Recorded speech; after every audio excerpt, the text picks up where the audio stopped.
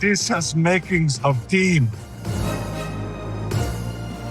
What's going on, guys? Logan JYA here, back again with another one of my favorite Thunder combo builds. The end boards this deck puts up are absolutely insane, and it does have a decent matchup into some meta decks. So if you're looking to have a good time, look no further than this build. Without further ado, let's check it out.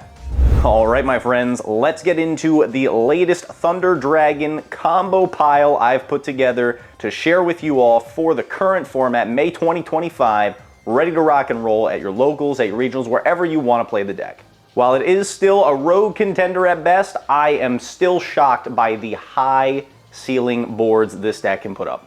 So starting things off with the Thunder engine, this is the smallest Thunder package I've played in a list that I've shown on the channel yet. We've got 3 of the Roar, 3 of the Thunder Dragon Dark, and only 1 copy of the Hawk, and that is it for the main board Thunder Dragon names. That's all we play, pretty much the bare minimum. I think this is as low as you can get it.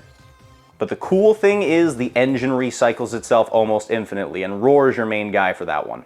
To support the Thunder package, we play triple copies of the Battery Man Solar, your main normal summon. It works wonders with your other engines. And the fact that it can give you free tokens can be a massive plus. Next engine, we've got the Millennium package in this build as well. Triple copies of Mr. Senjinjin and the 1 Golem. The Golem searches out the Yugioh Temple, which we also play as a 1 of. This package triggers your names by putting them in the spell and trap zone and sending them for the Snake-Eyed Doom Dragon, and giving you free rank 8 access and removal. So you play this whole package in the main board. It is awesome. And then our next engine that we're playing here, we got 2 copies of the Lube It Up Lubellion, 1 of the Magnum Mutt, 1 Druis Worm, and 1 copy of the Bald Man Baldrake. And this really is, in my opinion, the second best engine inside the entire deck. It does so much going first, going second. To go along with that engine, I almost forgot to mention it, we got the 1 copy of the Branded Regained. You search this off the Lube It Up Lubellion, putting it straight into your spell and trap zone, and this is one of the most broken forms of interruption you have for the Malice matchup, and it brings back your Magnum Mutts for free. This card is insane. It's also got crazy interactions with SP Little Knight. Next engine, you know we hate it, but we gotta play it. Triple copies of the Fiendsmith Engraver, going along with 1 copy of the Lacrima. It's bare minimum, it's just what you need. 1 copy of Lacrima, 1 copy of the Fabled Lurie, 1 copy of my fake Fiendsmith Tracks, because I am normally borrowing this card, 1 copy of the Fiendsmith Paradise, and that will do it for the Fiendsmith package. Again, it's as small as it can be, but still giving us full access to every single form of interruption that the package can provide.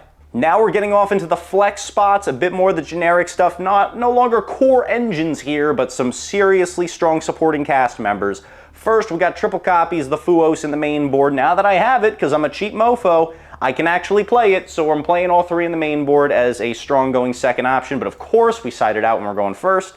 And then the main card that it would be drawing us into is my favorite going second card of all time, Forbidden Droplets. Again, this deck, you can push through boards with engine. Droplets really helps make that job easier. Some of the end boards that meta decks are putting up uninterrupted might be a little too much to deal with, but hey, there's no reason we can't try, and a Fuos plus a Droplet might let you get that job done. Next, we got our Saki 1-ofs, the 1 Called by the Grave, Sacked by the Grave, and the Triple Tactics Talent. We're not playing Crossout, obviously, because we don't have enough room for the targets. Triple copies of Allure Darkness for draw power. Not only do you have the Thunders as your targets, which are obviously your best targets, but you also have your Bestials in case you need something else to banish in hand. The consistency that's awarded through this card, including the free extension that you get when you banish a Thunder name, makes it way too good not to play. And then the last card in the main board is the Gold Sarcophagus for banishing any Thunder name. It's your best extender, and it's at 1 for a reason. And that reason is Malice. It's not our fault. Moving on through the extra deck, the Thunder names we're going to start with. My favorites, 2 copies of Colossus. Unfortunately, no room for more than 2, but that's okay. But going alongside Colossus, we've also got 1 copy of the Mighty Titan. This is still a Thunder deck at the end of the day, so we do still play the Titan for removal, for the fact that he's massive, a big 3,200 guy. And the cool thing about both of them, not only is your Colossus a floodgate or your Titan removal, but they're tricky boss monsters to get off the field, given how easily they can protect themselves from destruction, making it a little more challenging for the opponent to have to navigate through them. Then, of course, we're playing the Fiendsmith package, so we got the whole engine in the extra. We got the Moon, we've got the Requiem, we've got the Sequence, one copy of the Desiree, one of the Necroquip Princesses, and of course the one DD King High Wave Caesar. This is as much of the package that we can fit into the extra. Unfortunately, the one card that I like to play on top of this is the Fiendsmith Rank 3. I think it's Agamunde. It's a crazy card. It's so awesome. It makes going for game so simple. But I'm going to be honest, damage isn't really a huge problem for this deck. We can play within the bounds of this limited Fiendsmith extra deck given how tight things are, and I think it's worthwhile to do so, staying to the 6-card package instead of the 7. But if you disagree, let me know in the comment section down below. Following up on that, we got the one copy of Cross Sheep. This is the one card maybe you could make the argument you could cut for the Agamunde, but I love the fact that it gives me extra copies of Colossus on my end board, and it gives us something to use that Batteryman Solar token for. It's like the bread and butter. They go together so well with the Thunder Engine, playing the Cross Sheep, and the Batteryman Solar is your prime target to bring back from the grave off of it. It's phenomenal. But one other cool thing you can do with Cross Sheep, and I've done this multiple times in testing, both at locals and just with friends, is summoning Lacrima back from the grave off of the Cross Sheep, and then using that to bridge into certain Fiendsmith combos. It's so cool. So I really don't want to cut this card because I really dig it. I think it's insane. And then I've also got the one copy of the SP Little Knight for the removal, also an important end board piece, and you can use it to play around Nibiru, banishing itself and a Colossus, come back during the end phase, and your opponent's still going to be under Colossus. But that situation really only matters if you're not able to make it into your rank 8 package, which of course our Millenniums give us easy access to. We've got the Galaxy Eyes Photon Lord and the one copy of the Zombie Vampires, the 2 rank 8s that we choose to play. Negate for your Nibirus, for your Ash Blossoms, make sure the plays that you actually want to resolve are resolving. Stick this guy up, he's your insurance policy. If you don't have any plays to begin with except for a rank 8, guess what? You go for the Zombie Vampire and you hope for the best. And in order to make these guys, we have to play the one copy. The Snake Eyes Doom Dragon, again, works with your Yugioh, with your Millennium cards. You stick names into the Spell and Trap zone, you send 2 of them, summon this guy out for free. He's a 3k flipping body, and he can put a monster into the Spell and Trap zone, really flipping your opponent a bird when you're going second. And the last card I got in the extra deck is the one copy of the Chaos Angel for the removal. We can make the light and dark one like it's our job, so it's broken. Definitely got to play it. Let's round things out with the side deck. Right now, this is curated for my local scene and for my friendly matchups, whatever I think I'm playing against. Tailor it to what you expect to play against, okay? But this is what's working for me, and if you're looking for broad strokes direction, give this a shot as your starting point and improve as you play.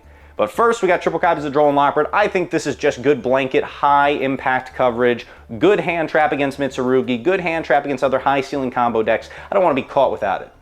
Following that up, speaking of high impact, we got triple copies of the Artifact Lancia. High impact into the Malice matchup, probably the scariest matchup that you have. Mitsurugi, of course, and the Raizio builds are still very, very strong, but Malice, for whatever reason, that's the one that freaks me out. I do think it is the trickier matchup for our Thunder deck. So we got triple copies of this guy in here, and then as the flex spot, I've got the one copy of Chaos Hunter chilling in here too. The discard cost is not that big of a deal.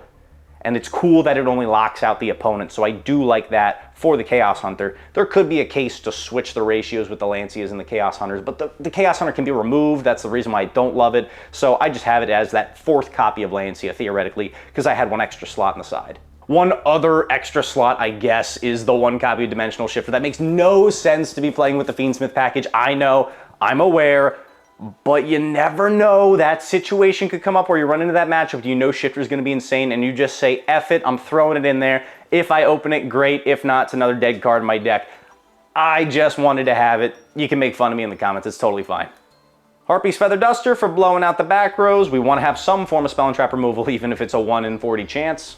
And then the last cards I'm playing in my side, the first one is completely rational, makes sense. The second one's a little bit more of a meme, but I really dig it. I got triple copies of Solemn Judgment. Just say no. Ensure that the Colossus and the board you spend all that time building sticks.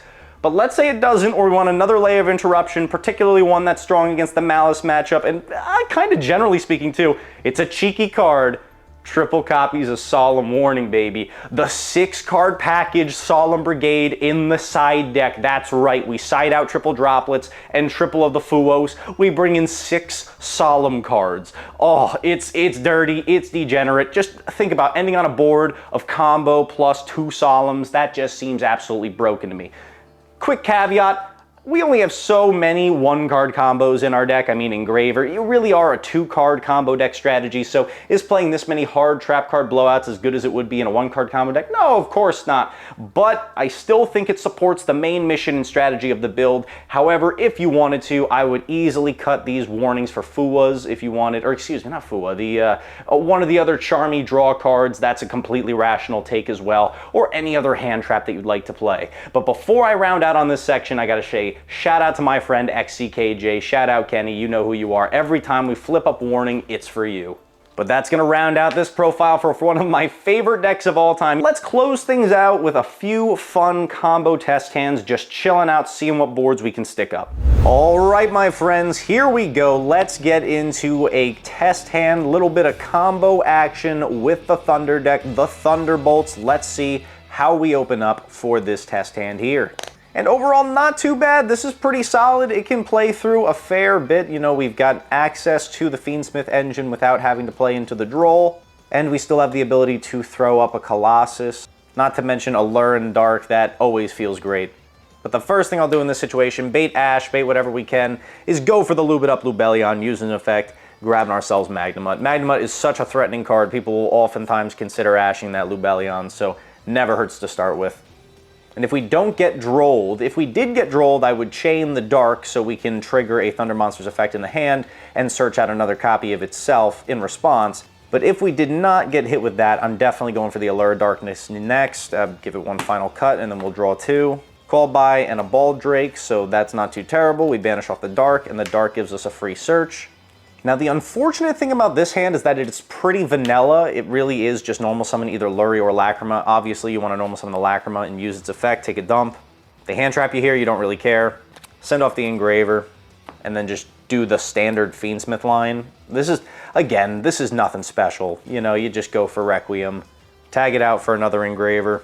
Kind of feel dirty doing this combo. Attach the Requiem to it, send it off. Bring out the Necroquip. Here, if you wanted to be really greedy, you could go for the summon right now and get that free draw, but let's be honest, you're not doing that. That's not the smart thing to do. You're going to use the Engraver effect, put back the extra copy of Engraver, overlay it with your Necroquip over here, and summon out the Broken Boss monster, High King Caesar.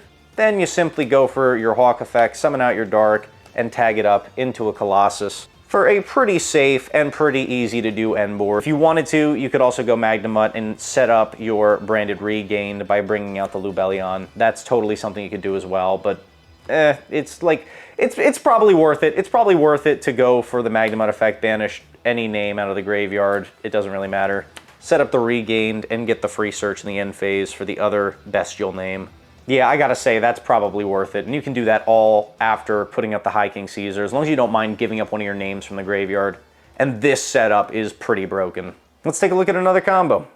All right, my friends, one final test hand to round out the combo Thunder build. Let's see what we got here with the two Darks and Allure, the Regained, and a Senjinjin. Now, I tell you what, this is still full combo, and not a terrible hand. I think even if they have the Droll, I'm starting off with the Senjinjin just to guarantee the additional body on the board, and if they did have it, I could chain the Dark and still end on Colossus and possibly Fiendsmith combo as well. But we'll pay 2,000, search, grabbing the Golem out of the deck, throw him in the Spell and Trap, pay another 2,000, go for his effect, get the Yugioh out of the deck, throw it up in the Spell and Trap. I'm going to go for this line first. We're going to save the Allure for later. Put up the Dark and another Millennium from the deck. Take these two from the Spell and Trap, throw them in the grave, and bring out the Doom Dragon, like so. Trigger off the Dark's effect, don't forget it, be sure to grab yourself a card out of the deck for free. Here, you're definitely going for the Hawk, so you have the trigger for a Thunder in the hand, and can guarantee yourself a Colossus on the end board. It would be nice to go for the Roar and then resolve its effect off the Allure, but it's not really getting you anything because you wouldn't have resolved a Thunder's effect in the hand. You kind of need to search the Hawk here. But from then on, we can overlay these two, go for the Photon Lord for the free protection. Then I'd throw up the Regained, toss down the Allure, give it a quick shuffle, draw two. That's too broken. Oh, that's way too broken. I feel like that's super unfair. If we drew these two cards, it would be crazy. We can say that we did it, though. We'll have some fun with it. We'll banish the Roar, use its effect, free additional Thunder Body out of the deck, I don't know if we're going to have room to, but we could theoretically leave it there and then bounce it back, which would be pretty cool. And let us not forget to use the regain, put this back on the bottom, and get a free draw. We still can guaranteed resolve the Hawk because we have another dark in the graveyard. Being crazy and having drawn Engraver, we'll use that next. Fetch the Tract, use it, go for the Lurie. I know I've cluttered it a lot, but we've only got 4 in the main monster zone, so I think we're okay on room. We can link this off. Requiem on the top, use its effect, tag it out. Go for the Lacrima effect, send the Engraver. Here, I think we can have some fun. I'm going to use the Requiem. I'm going to send it and the Lacrima to summon off the Necroquipt. I am going to max my zones out here, so we'll see if this pays off. I'll use the Hawk here so I can get my free draw and summon out the Dark from the graveyard. And that's 1, 2, 3, 4, 5 monsters in the main monster zone, but we do get another free draw. Of course, another Dark. Just adjusting the layout a little bit to what it should be. And I can link these two off. Go for the Sequence on the top. Use its effect to put back 3. This isn't necessarily optimal, but this is going to be the bigger end board. But in reality, you might want to keep the Lacrima in the graveyard and go for a different play. Like throwing up the High King Caesar. Shuffle these guys back though and go for the Desiree. That's 1, 2, 3, 4 in the main monster zone. And then since we still have a Lurie in the grave, put that back to summon out the Engraver. Link these two up into the Little Knight. Use the Sequences effect to reattach it to the Desiree. Set the Droplet. Sack off your Thunder names. You have a choice here. You can either go for 1 Colossus and have the Roar come back to your hand in the end phase, or you can sack that one off as well and throw up another Colossus on the end board. So we've got Photon Lord, double Colossus, the Desiree with the 2 negates, and the SP Little Knight. Not to mention the Regained and the Droplets in the back row. And if you wanted to, you can sub out one of the Colossuses for guaranteed follow-up off of your Roar. You can pitch this, add back Hawk, and then boom, you can rotate into another Colossus on the next turn, even bump it up again into a Titan, if that makes sense for you. But yeah, man, that's a pretty nice end board to go out on. I know we had some good luck off of the Allure, but I can also guarantee you can get to this very same end board safe through Nibiru if you open up with the Millennium Package, a Roar, and a Bestial Lubellion. That's going to round it out for the Thunderbolts profile. If you dig it, leave a like. Let me know what you want to see next. Logan JY signing off. Have a great day. I'll see you good people later. Peace!